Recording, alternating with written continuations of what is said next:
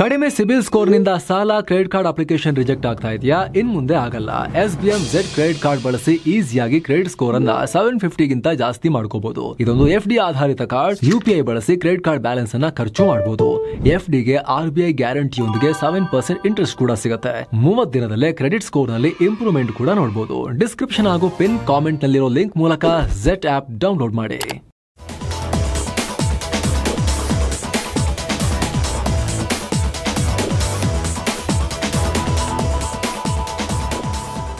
Hi friends, ಇದು mastmaga.com international bulletin ಸುತ್ತು ಜಗತ್ತು. ನಾನು ಅಮರ್ ಪ್ರಸಾದ್. ಇರಾನ್ ಇಸ್ರೇಲ್ ಕದನ 12ನೇ ದಿನಕ್ಕೆ ಕಾಲಿಟ್ಟಿದೆ. ಕದನ ವಿರಾಮ ಘೋಷಣೆಯಾದರೂ ಕೂಡ ಮಿಸೈಲ್ಗಳು ಹಾರೋದು ನಿಂತಿಲ್ಲ.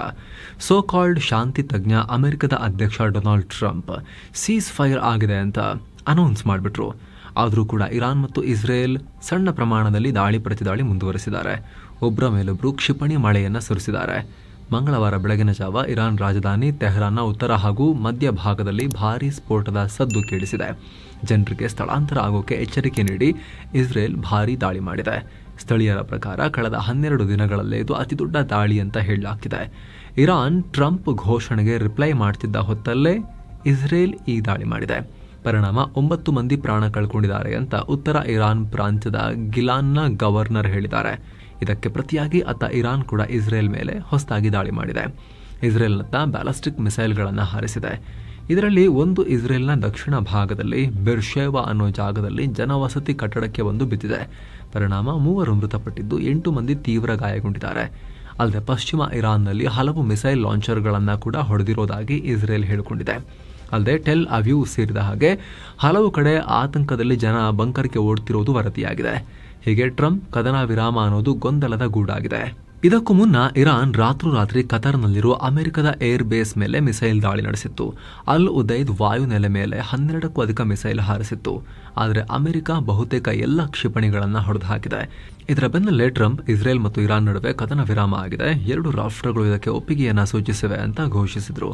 ಅಲ್ಲದೆ ಶಾಂತಿ ಸ್ಥಾಪಿಸುವಂತೆ ಕೋರಿ 2 ರಾಷ್ಟ್ರಗಳು ನನ್ನನ್ನು ಕೇಳಿಕೊಂಡ್ರು, ನನ್ನ ಹತ್ರ ಬಂದರು ಅಂತ ಹೇಳಿದ್ದಾರೆ.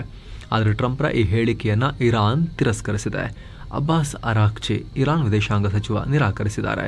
ಯಾವುದೇ ಅಗ್ರಿಮೆಂಟ್ ಆಗಿಲ್ಲ, ಅಲ್ಲದೆ ಇಸ್ರೇಲ್ ದಾಳಿ ನಿಲ್ಲಿಸಿದ್ರೆ ನಾವು ನಿಲ್ಲಿಸ್ತೀವಿ ಅಂತ ಹೇಳಿದರು.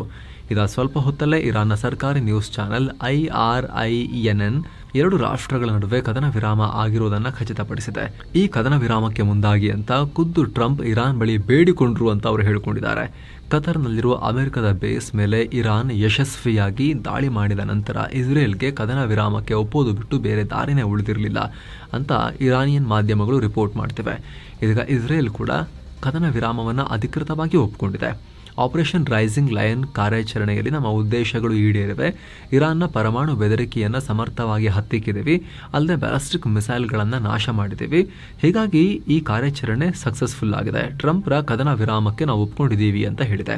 ಆದರೆ 2 ರಾಷ್ಟ್ರಗಳು ಕದನ ವಿರಾಮಕ್ಕೆ ಒಪ್ಕೊಂಡಿದ್ರೂ ಕೂಡ ಈ ದಾಳಿ ಪ್ರತಿದಾಳಿಯನ್ನ ಮಾಡ್ತಾನೆ ಇದ್ದಾರೆ. ಇಲ್ಲಿ ಒಂದು ಪಾಯಿಂಟ್ ನೀವಿಲ್ಲಿ ಹೇಳ್ಬೋದು, ಟ್ರಂಪ್ ಇಮಿಡಿಯೇಟ್ ಅಂತೇನು ಹೇಳ್ತಿಲ್ವಲ್ಲ, ಕದನ ವಿರಾಮ ಆರಂಭ ಆಗ್ತಾ ಇದೆ, 12 ಗಂಟೆಗಳ ಒಂದು ಹಂತ, ಆಮೇಲೆ ಟೋಟಲ್ 24 ಗಂಟೆಗಳ ಪೂರ್ಣ ಹಂತ, ಅದೆಲ್ಲ ಆದಮೇಲೆ ಪೂರ್ಣ ಪ್ರಮಾಣದಲ್ಲಿ ದಾಳಿ ಪ್ರತಿದಾಳಿ ನಿಲ್ಲುತ್ತೆ ಅನ್ನೋ ರೀತಿಯಲ್ಲೇ ಟ್ರಂಪ್ ಹೇಳಿರೋದು. ಸೊ ಆ ಅವಧಿ ಬರೋ ತನಕ ಎಷ್ಟಾಗುತ್ತೆ ಅಷ್ಟು ಹಾರಿಸ್ಕೊಳ್ಳೋಣ ಅಂತ ಹಾರಿಸ್ತಾ ಇರ್ಬೋದು ಇವರು. ಇನ್ನು ಆಪರೇಷನ್ ರೈಸಿಂಗ್ ಲಯನ್ ಬಗ್ಗೆ ಇನ್ನಷ್ಟು ಮಾಹಿತಿ ಸಿಕ್ಕಿದೆ. ಈ ದಾಳಿ ಸಂದರ್ಭದಲ್ಲಿ ಇಸ್ರೇಲ್ನ ಮೊಸಾದ್ ಏಜೆಂಟ್ಸ್ ಅದು ಹೇಗೆ ಇರಾನ್ ಸೇನಾಧಿಕಾರಿಗಳಿಗೆ ಬೆದರಿಕೆಯನ್ನು ಒಡ್ಡೋ ಕೆಲಸ ಮಾಡ್ತಾ ಇದ್ರು ಅನ್ನೋ ಕುರಿತು ಫೋನ್ ಕಾಲ್ ಆಡಿಯೋ ಒಂದು ಲೀಕ್ ಆಗಿದೆ. ಇದರಲ್ಲಿ ಅಪರಿಚಿತ ಇಸ್ರೇಲ್ ಗುಪ್ತಚರ ಏಜೆಂಟ್ ಒಬ್ಬರು ಇರಾನ್ನ ಸೇನಾಧಿಕಾರಿಗೆ ಕಾಲ್ ಮಾಡಿ ಜೀವ ಬೆದರಿಕೆ ಹಾಕಿದ್ದಾರೆ. ನಾವು ನಿಮಗೊಂದು ಸಲಹೆ ಕೊಡ್ತೀವಿ, ಚೆನ್ನಾಗಿ ಕೇಳಿಸ್ಕೊಳ್ಳಿ. ನಿಮ್ಮ ಹತ್ರ ಈಗ 12 ಗಂಟೆಗಳ ಟೈಮ್ ಇದೆ. ನಿಮ್ಮ ಪತ್ನಿ ಮತ್ತು ಮಗುವನ್ನು ಕರ್ಕೊಂಡು ಈಗಿಂದೀಗಲೇ ಎಸ್ಕೇಪ್ ಆಗಿ, ಇಲ್ಲಾಂದರೆ ಇಸ್ರೇಲ್ ನಿಮ್ಮನ್ನು ಬಿಡಲ್ಲ, ನೀವು ಆಲ್ರೆಡಿ ನಮ್ಮ ಹಿಟ್ ಲಿಸ್ಟ್ನಲ್ಲಿ ಇದ್ದೀರಿ ಅಂತ ಹೇಳಿದ್ದಾರೆ. ಈ ಆಡಿಯೋ ರೆಕಾರ್ಡಿಂಗನ್ನು ಅಮೆರಿಕದ ವಾಷಿಂಗ್ಟನ್ ಪೋಸ್ಟ್ ಸುದ್ದಿ ಮಾಧ್ಯಮ ಪಬ್ಲಿಷ್ ಮಾಡಿದೆ. ಆದರೆ ಈ ಆಡಿಯೋ ಯಾವ ಇರಾನ್ ಸೇನಾಧಿಕಾರಿಯೊಂದಿಗೆ ಮಾತನಾಡಿರೋದು ಅಂತ ವಾಷಿಂಗ್ಟನ್ ಪೋಸ್ಟ್ ರಿವೀಲ್ ಮಾಡಿಲ್ಲ. ಅವರ ವಾಯ್ಸನ್ನು ಮ್ಯೂಟ್ ಮಾಡಲಾಗಿದೆ. ಆದರೆ ಆ ಸೇನಾಧಿಕಾರಿ ಇನ್ನೂ ಬದುಕಿದ್ದಾರೆ ಅಂತ ಹೇಳಲಾಗ್ತಿದೆ. ಒಂದು ಕಡೆ ಇಸ್ರೇಲ್ ತನ್ನ ಸೇನಾ ಕಾರ್ಯಾಚರಣೆ ನಡೆಸಿ ಇರಾನ್ನ ಟಾಪ್ ಅಧಿಕಾರಿಗಳ ಹತ್ಯೆ ಮಾಡ್ತಾ ಇದ್ರೆ, ಮತ್ತೊಂದು ಕಡೆ ಕೆಳ ಹಂತದ ಸೇನಾಧಿಕಾರಿಗಳ ವಿರುದ್ಧ ಇಸ್ರೇಲ್ನ ಮೊಸಾದ್ನ ಏಜೆಂಟ್ಸ್ ಸೈಕಲಾಜಿಕಲ್ ವಾರ್ಫೇರ್ ಕೂಡ ನಡೆಸಿದ್ರು. ಅವರಿಗೆ ಬೆದರಿಕೆಗಳನ್ನು ಒಡ್ಡಿ ಒತ್ತಡ ಹೇರೋ ಕೆಲಸ ಮಾಡಿದ್ರು. ಇರಾನ್ ಸರ್ಕಾರವನ್ನು ಅಸ್ಥಿರಗೊಳಿಸೋಕೆ ಸೈಲೆಂಟ್ ಆಗಿ ಕೆಲಸ ಮಾಡಿದ್ರು ಅನ್ನೋದು ಈಗ ಬೆಳಕಿಗೆ ಬರ್ತಾ ಇದೆ.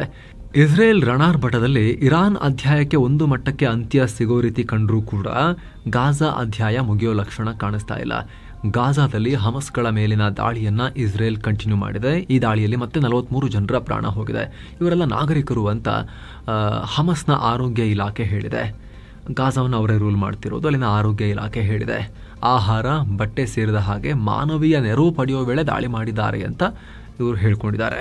ಮತ್ತೊಂದು ಕಡೆ ಗಾಜಾದಲ್ಲಿ ಉದ್ದೇಶಪೂರ್ವಕವಾಗಿ ಇಸ್ರೇಲ್ ಇಂಧನ ಮತ್ತು ವಿದ್ಯುತ್ ಸಪ್ಲೈನ ಕೂಡ ನಿಲ್ಲಿಸಲಾಗ್ತಾ ಇದೆ ಅಂತ ನಾರ್ವೇಯನ್ ರೆಫ್ಯೂಜಿ ಕೌನ್ಸಿಲ್ ರಿಪೋರ್ಟ್ ಮಾಡಿದೆ. ಭಾರತ ಇದೀಗ ಜಾಗತಿಕ ಮುಸ್ಲಿಂ ರಾಷ್ಟ್ರಗಳ ಒಕ್ಕೂಟ ಆರ್ಗನೈಸೇಷನ್ ಆಫ್ ಇಸ್ಲಾಮಿಕ್ ಕೋಆಪರೇಷನ್ ನೀಡಿರೋ ಸ್ಟೇಟ್ಮೆಂಟ್ ಒಂದರ ವಿರುದ್ಧ ಕಿಡಿಕಾರಿದೆ. 2 ದಿನಗಳ ಕಾಲ ಟರ್ಕಿಯ ಇಸ್ತಾಂಬುಲ್ನಲ್ಲಿ ಈ ಕೂಟದ ಸದಸ್ಯ ರಾಷ್ಟ್ರಗಳ ವಿದೇಶಾಂಗ ಸಚಿವರ ಮೀಟಿಂಗ್ ನಡೆದಿತ್ತು. ಈ ವೇಳೆ ಭಾರತದಲ್ಲಿ ಮುಸ್ಲಿಮರನ್ನ ಕಡೆಗಣಿಸಲಾಗ್ತಾ ಇದೆ, ಅವರನ್ನ ಸರಿಯಾಗಿ ಟ್ರೀಟ್ ಮಾಡ್ತಾ ಇಲ್ಲ ಅಂತ ಈ ಕೂಟ ಆರೋಪಿಸಿದೆ. ಅಲ್ಲದೆ ಸಿಂಧೂ ನದಿ ಒಪ್ಪಂದ ಸೇರಿ ಭಾರತ ಪಾಕಿಸ್ತಾನ ನಡುವಿನ ಎಲ್ಲ ಒಪ್ಪಂದವನ್ನ ಸರಿಯಾಗಿ ಪಾಲಿಸಲೇಬೇಕು, ಕಾಶ್ಮೀರ ಸಮಸ್ಯೆ ಹಾಗೂ 2 ರಾಷ್ಟ್ರಗಳ ಇತರ ಎಲ್ಲ ಸಮಸ್ಯೆಯನ್ನ ಮಾತುಕತೆ ಮೂಲಕ ಬಗೆಹರಿಸಿಕೊಳ್ಳುವ ಅಗತ್ಯ ಇದೆ ಅಂತ ಉಪದೇಶ ಕೊಟ್ಟಿದ್ದಾರೆ. ಇದಕ್ಕೀಗ ಭಾರತದ ವಿದೇಶಾಂಗ ಇಲಾಖೆ ರಿಯಾಕ್ಟ್ ಮಾಡಿ ಪಾಕಿಸ್ತಾನ OIC ವೇದಿಕೆಯನ್ನ ದುರ್ಬಳಕೆ ಮಾಡಿಕೊಳ್ತಾ ಇದೆ. ಪಹಲ್ಗಾಮ್ ಉಗ್ರ ದಾಳಿ ಸೇರಿ ಪಾಕಿಸ್ತಾನದಿಂದ ಭಯೋತ್ಪಾದನೆ ಹೊರಸೂಸ್ತಾ ಇದೆ. ಈ ಫ್ಯಾಕ್ಟ್ ಬಗ್ಗೆ ಮಾತನಾಡೋಕೆ OIC ಹಿಂಜರಿತಾ ಇದ್ದಾರೆ. ಪಾಕಿಸ್ತಾನ ನಡೆಸ್ತಾ ಇರೋ ಭಯೋತ್ಪಾದನೆಯನ್ನ ಒಪ್ಕೊಳ್ತಾ ಇಲ್ಲ ಅಂತ ಟೀಕಿಸಿದೆ ಭಾರತ.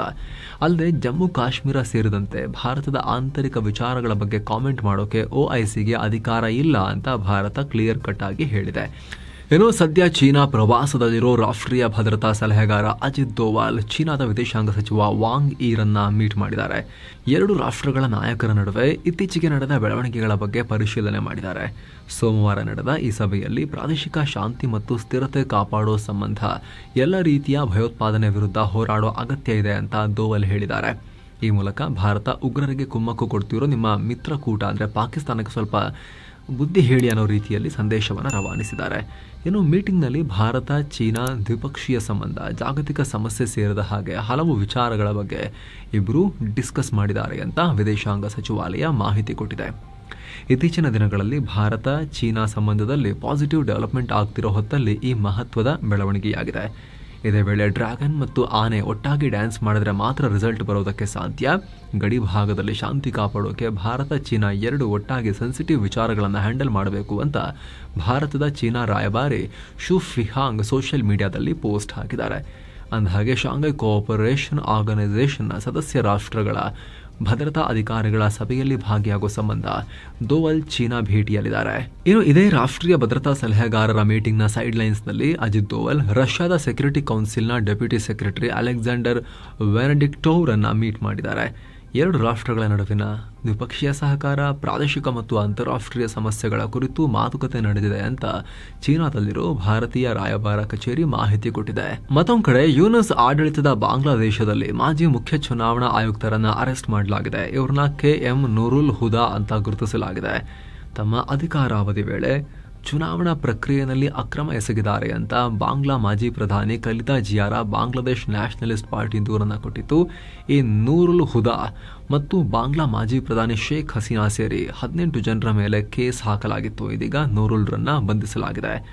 ಬಾಂಗ್ಲಾ ಇತಿಹಾಸದಲ್ಲೇ ಇದೇ ಮೊದಲ ಬಾರಿಗೆ ಮಾಜಿ ಮುಖ್ಯ ಚುನಾವಣಾ ಆಯುಕ್ತರನ್ನ ಅರೆಸ್ಟ್ ಮಾಡಿರೋದು.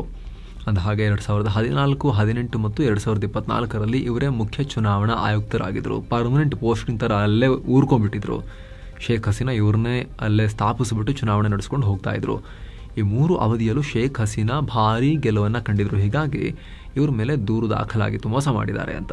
ಬಾಂಗ್ಲಾದೇಶದೊಂದಿಗೆ ದೊಡ್ಡ ಗಡಿಯನ್ನು ಹಂಚಿಕೊಂಡಿರೋ ಪಶ್ಚಿಮ ಬಂಗಾಳದ ಮುಖ್ಯಮಂತ್ರಿ ಮಮತಾ ಬ್ಯಾನರ್ಜಿ ಭಾರತಕ್ಕೆ ಬಾಂಗ್ಲಾದ ಹೊಸ ಹೈಕಮಿಷನರ್ ಆಗಿ ಬಂದಿರೋ ಮೊಹಮ್ಮದ್ ರಿಯಾಜ್ ಹಮೀದುಲ್ಲಾರನ್ನ ಮೀಟ್ ಮಾಡಿದ್ದಾರೆ. 40 ನಿಮಿಷಗಳ ಕಾಲ ಮಾತುಕತೆ ನಡೆದಿದೆ. ಬಾಂಗ್ಲಾ ಮತ್ತು ಪಶ್ಚಿಮ ಬಂಗಾಳ ನಡುವಿನ ಸಂಬಂಧವನ್ನು ಬಲಪಡಿಸುವ ಕುರಿತು ಮಾತುಕತೆಯಾಗಿದೆ. ಸುಮಾರು 9 ವರ್ಷಗಳ ನಂತರ ಮಮತಾ ಬ್ಯಾನರ್ಜಿ ಬಾಂಗ್ಲಾ ಹೈಕಮಿಷನರ್ ಅನ್ನ ಮೀಟ್ ಮಾಡಿದ್ದಾರೆ. ಇಸ್ರೇಲ್ ಮತ್ತು ಇರಾನ್ಗೆ ಶಾಂತಿ ಕಾಪಾಡುವಂತೆ ಉಪದೇಶ ಮಾಡ್ತಾ ಇದ್ದ ರಷ್ಯಾ ತಾನು ಮಾತ್ರ ಯುಕ್ರೇನ್ ಮೇಲಿನ ದಾಳಿಯನ್ನ ಕಂಟಿನ್ಯೂ ಮಾಡಿದೆ. ಮತ್ತೆ ಯುಕ್ರೇನ್ನ ಕಿಯವ್ ನಗರವನ್ನ ಗುರಿಯಾಗಿಸಿ ಡ್ರೋನ್ ಮತ್ತು ಮಿಸೈಲ್ ದಾಳಿ ಮಾಡಿದೆ.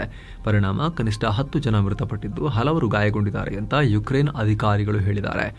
ರಷ್ಯಾ 352 ಡ್ರೋನ್, 11 ಬ್ಯಾಲಿಸ್ಟಿಕ್ ಮಿಸೈಲ್ ಮತ್ತು 5 ಕ್ರೂಸ್ ಮಿಸೈಲ್ಸ್ ಫೈರ್ ಮಾಡಿತ್ತು. ಅವುಗಳಲ್ಲಿ ಬಹುತೇಕ ಹೊಡೆದು ಹಾಕಿದೀವಿ ಅಂತ ಯುಕ್ರೇನ್ ಹೇಳಿಕೊಂಡಿದೆ. ಅತ್ತ ಮಾಸ್ಕೋ ಗುರಿಯಾಗಿಸಿ ಯುಕ್ರೇನ್ ಕೂಡ ಡ್ರೋನ್ ದಾಳಿ ಮಾಡಿದೆ. ಯುಕ್ರೇನ್ ಲಾಂಚ್ ಮಾಡಿದ ಡ್ರೋನ್ ಮಾಸ್ಕೋದಲ್ಲಿನ ಅಪಾರ್ಟ್ ಅಪಾರ್ಟ್ಮೆಂಟ್ ಒಂದಕ್ಕೆ ಅಪ್ಪಳಿಸಿದೆ. ಪರಿಣಾಮ ಇಬ್ಬರು ಗಾಯಗೊಂಡಿದ್ದಾರೆ ಅಂತ ರಷ್ಯಾದ ಟಾಸ್ ಮಾಧ್ಯಮ ರಿಪೋರ್ಟ್ ಮಾಡಿದೆ. ಒಂದ್ ಕಡೆ America plus Israel versus Iran ಕದನ ಮುಗಿಯೋ ಹಂತಕ್ಕೆ ಬರ್ತಾ ಇದ್ರೆ, ತೈವಾನ್ ಮತ್ತು ಚೀನಾ ನಡುವೆ ಯಾಕೋ ನಿಧಾನ ಬಿಸಿ ಜಾಸ್ತಿ ಆಗ್ತಾ ಇದೆ. ತೈವಾನ್ ಅಧ್ಯಕ್ಷ ಲೈ ಚಿಂಗ್ ಟ್ರೆ ಭಾಷಣವೊಂದರಲ್ಲಿ ತೈವಾನ್ ಎಲ್ಲ ರೀತಿಯಲ್ಲೂ ಸ್ಪಷ್ಟವಾಗಿ ಒಂದು ಸ್ವತಂತ್ರ ರಾಷ್ಟ್ರವಾಗಿದೆ ಅಂತ ಹೇಳಿದರು. ಇದಕ್ಕೀಗ ಚೀನಾ ಅಧ್ಯಕ್ಷ ಶಿ ಜಿನ್ಪಿಂಗ್ ತೈವಾನ್ ಅಧ್ಯಕ್ಷರ ವಿರುದ್ಧ ವಾಗ್ದಾಳಿ ಮಾಡಿದ್ದಾರೆ. ತೈವಾನ್ ಒಂದು ದೇಶ ಅನ್ನೋದು ಲೈ ಚಿಂಗ್ ಟ್ರೆ ಅವರ ಭ್ರಮೆ. ಅವರ ಭ್ರಮೆಗಳು ಇತಿಹಾಸ ಸೇರಿಯಾಗಿದೆ, ಯಾವತ್ತೋ ಕಸದ ಬುಟ್ಟಿ ಸೇರಿಯಾಗಿದೆ ಅಂತ ಶಿ ಜಿನ್ಪಿಂಗ್ ಟೀಕಿಸಿದ್ದಾರೆ. ಆ ಮೂಲಕ ಬಾಯಿ ಕಳ್ಕೊಂಡು ಕಬಳಿಸೋಕೆ ರೆಡಿಯಾಗಿದ್ದೀನಿ, ನಾನು ಬರ್ತಾ ಇದ್ದೀನಿ ಅನ್ನೋ ರೀತಿಯಲ್ಲಿ ಸಂದೇಶ ರವಾನೆ ಮಾಡಿದ್ದಾರೆ. ಇನ್ನೊಂದು ಕೆಲ ವರ್ಷಗಳಲ್ಲಿ, ಇನ್ನು 4-5 ವರ್ಷದ ಒಳಗೆ ಚೀನಾ ತೈವಾನನ್ನು ನುಂಗೋಕೆ, ಕಬಳಿಸೋಕೆ, ಪ್ಲಾನ್ ಅನ್ನ ಎಕ್ಸಿಕ್ಯೂಟ್ ಮಾಡೋಕೆ ಶುರು ಮಾಡಬಹುದು ಅನ್ನೋ ಲೆಕ್ಕಾಚಾರಗಳಿದಾವೆ. ಜಿನ್ಪಿಂಗ್ ಈ ಅವಧಿ ಮುಗಿಯೋದ್ರೊಳಗಡೆ ಇದಾಗಬಹುದು ಅಂತ ಹೇಳಲಾಗ್ತಿದೆ. ಏನು ಆಂಧ್ರ ಪ್ರದೇಶದ ದಾಂಗೀತಿ ಜಾಹ್ನವಿ ಅನ್ನೋ ಮಹಿಳೆ ನಾಸಾದ ಪ್ರತಿಷ್ಠಿತ international air and space programme complete ಮಾಡಿದ್ದಾರೆ. ಈ ಪ್ರೋಗ್ರಾಮ್ ಅನ್ನ ಕಂಪ್ಲೀಟ್ ಮಾಡಿದ ಮೊದಲ ಭಾರತೀಯ ಮೂಲದವರು ಅನ್ನೋ ಹೆಗ್ಗಳಿಕೆಗೆ ಜಾಹ್ನವಿ ಪಾತ್ರರಾಗಿದ್ದಾರೆ. ಅಲ್ಲದೆ ಅಮೆರಿಕದ ಟೈಟನ್ಸ್ ಆರ್ಬಿಟಲ್ ಪೋರ್ಟ್ ಸ್ಪೇಸ್ ಸ್ಟೇಷನ್ಗೆ ಪ್ರಯಾಣಿಸೋಕೆ ಆಯ್ಕೆಯಾಗಿದ್ದಾರೆ. ಅಂದಹಾಗೆ Titans orbital port space station TOPSS ಅನ್ನೋದು ಕಮರ್ಷಿಯಲ್ ಸ್ಪೇಸ್ ಸ್ಟೇಷನ್. ಅಮೆರಿಕದ ಟೈಟನ್ ಸ್ಪೇಸ್ ಇಂಡಸ್ಟ್ರೀಸ್ ಇದರ ಕೆಲಸವನ್ನ ಮಾಡ್ತಿರೋದು. 2019ಕ್ಕೆ ಇದರ ನಿರ್ಮಾಣ ಕಾರ್ಯ ಆರಂಭ ಆಗಬಹುದು ಅಂತ ಹೇಳಲಾಗ್ತಿದೆ. ಭಾರತದ ಗಗನಯಾತ್ರಿ ಶುಭಾಂಶು ಶುಕ್ಲಾ ಸೇರಿ 4 ಗಗನಯಾತ್ರಿಗಳನ್ನ ISSಗೆ ತಲುಪಿಸಬೇಕಾಗಿದ್ದ ಆಕ್ಸಿಯೋಮ್ 4 ಮಿಷನ್ ಹಲವು ಮುಂದೂಡಿಕೆಗಳ ನಂತರ ಈಗ ಲಾಂಚ್ಗೆ ಮತ್ತೆ ರೆಡಿಯಾಗಿದೆ. ಜೂನ್ 25ನೇ ತಾರೀಕು ಭಾರತೀಯ ಕಾಲಮಾನ ಮಧ್ಯಾಹ್ನ 12:01ಕ್ಕೆ ಲಾಂಚ್ ಮಾಡೋಕೆ ನಿರ್ಧಾರ ಮಾಡಲಾಗಿದೆ ಅಂತ ನಾಸಾ ಹೇಳಿದೆ. ಅಂದಹಾಗೆ ಈ ಹಿಂದೆ ತಾಂತ್ರಿಕ ಸಮಸ್ಯೆಗಳು ಹಾಗೂ ಹವಾಮಾನದ ಅಡಚಣೆಗಳಿಂದಾಗಿ ಮುಂದೂಡಿಕೆ ಮಾಡ್ತಾ ಬರಲಾಗಿತ್ತು. ಹಾರ್ವರ್ಡ್ ಯೂನಿವರ್ಸಿಟಿ ಅಂತಾರಾಷ್ಟ್ರೀಯ ವಿದ್ಯಾರ್ಥಿಗಳನ್ನ ಸೇರಿಸಿಕೊಳ್ಳೋದನ್ನ ಟ್ರಂಪ್ ನಿರ್ಬಂಧಿಸಿದ್ರು. ಟ್ರಂಪ್ರ ಈ ನಿರ್ಧಾರಕ್ಕೆ ಅಮೆರಿಕದ ಬೋಸ್ಟನ್ನ ಜಿಲ್ಲಾ ನ್ಯಾಯಾಲಯ ಈಗ ತಡೆಯನ್ನ ಕೊಟ್ಟಿದೆ. ಟ್ರಂಪ್ ಆದೇಶವನ್ನ ಜಾರಿಗೊಳಿಸಬೇಡಿ ಅಂತ ಕೋರ್ಟ್ ಯೂನಿವರ್ಸಿಟಿಗೆ ಸೂಚನೆ ಕೊಟ್ಟಿದೆ. ಟ್ರಂಪ್ಗೆ ಕೋರ್ಟ್ ಅಲ್ಲಿ ಹಿನ್ನಡೆಯಾಗಿದೆ. ಏನು ಪಾಕ್ ಏರ್ಲೈನ್ಗಳಿಗೆ ಭಾರತ ತನ್ನ ಏರ್ ಸ್ಪೇಸ್ ಕ್ಲೋಜರ್ ಅವಧಿಯನ್ನ ಜುಲೈ 24ರವರೆಗೆ ವಿಸ್ತರಿಸಿದೆ. ಅಂದಹಾಗೆ ಪಹಲ್ಗಾಮ್ ದಾಳಿ ಬಳಿಕ ಆಪರೇಷನ್ ಸಿಂಧೂರ್ ಎಲ್ಲ ಆದ ನಂತರ ಜೂನ್ 23ರವರೆಗೆ ಪಾಕ್ ಏರ್ಲೈನ್ಗಳಿಗೆ ಭಾರತ ತನ್ನ ಏರ್ ಸ್ಪೇಸ್ ಅನ್ನ ಬಂದ್ ಮಾಡಿತ್ತು. ಈಗ ಆ ಅವಧಿಯನ್ನ ಮತ್ತೆ 1 ತಿಂಗಳು ಅಂದ್ರೆ ಜುಲೈ 23ನೇ ತಾರೀಕಿನವರೆಗೆ ಎಕ್ಸ್ಟೆಂಡ್ ಮಾಡಿದೆ. ಮತ್ತೊಂದು ಕಡೆ ಗ್ರೀಸ್ನ ಚೆಯೋಸ್ ದ್ವೀಪದಲ್ಲಿ ಭಾರಿ ಕಾಡ್ಗಿಚ್ಚು ಕಾಣಿಸಿಕೊಂಡಿದೆ. ಪರಿಣಾಮ ಆ ಭಾಗದಲ್ಲಿ ಈಗ ತುರ್ತು ಪರಿಸ್ಥಿತಿ ಘೋಷಿಸಲಾಗಿದೆ. ಈ ಕಾಡ್ಗಿಚ್ಚು ಸಮೀಪದಲ್ಲೇ ಇರೋ ಕೃಷಿ ಭೂಮಿ ಮತ್ತು ವಸತಿ ಪ್ರದೇಶಕ್ಕೂ ಹರಡುವ ಆತಂಕ ಇದೆ. ಇದುವರೆಗೆ ಯಾವುದೇ ಪ್ರಾಣಹಾನಿ ಆಗಿರೋದರ ಕುರಿತು ವರದಿಯಾಗಿಲ್ಲ. ಸದ್ಯ ಅಲ್ಲಿರೋ ಜನರನ್ನ ಸೇಫ್ ಜಾಗಕ್ಕೆ ಸ್ಥಳಾಂತರಿಸಲಾಗಿದೆ. ವೇಗವಾಗಿ ಗಾಳಿ ಬೀಸ್ತಾ ಇರೋದ್ರಿಂದ ಕಾಡ್ಗಿಚ್ಚು ಕಂಟ್ರೋಲ್ ಮಾಡೋಕೆ ಕಷ್ಟ ಆಗ್ತಾ ಇದೆ ಅಂತ ಅಧಿಕಾರಿಗಳು ಹೇಳಿದ್ದಾರೆ. ಸೊ ಬೆಂಕಿ ಆರಿಸೋ ಜೊತೆ ಈ ಕಾಡ್ಗಿಚ್ಚಿಗೆ ಕಾರಣ ಏನು ಅಂತ ಪತ್ತೆ ಹಚ್ಚೋ ಕೆಲಸ ಕೂಡ ನಡೀತಾ ಇದೆ. ಸೊ ಫ್ರೆಂಡ್ಸ್, ಇದಾಗಿತ್ತು ಇವತ್ತಿನ ಜಗತ್ತಿನ ಸುತ್ತಾಟ. ಮತ್ತೆ ಭೇಟಿ ಆಗ್ತಿರೋಣ. ನಮಸ್ತೆ.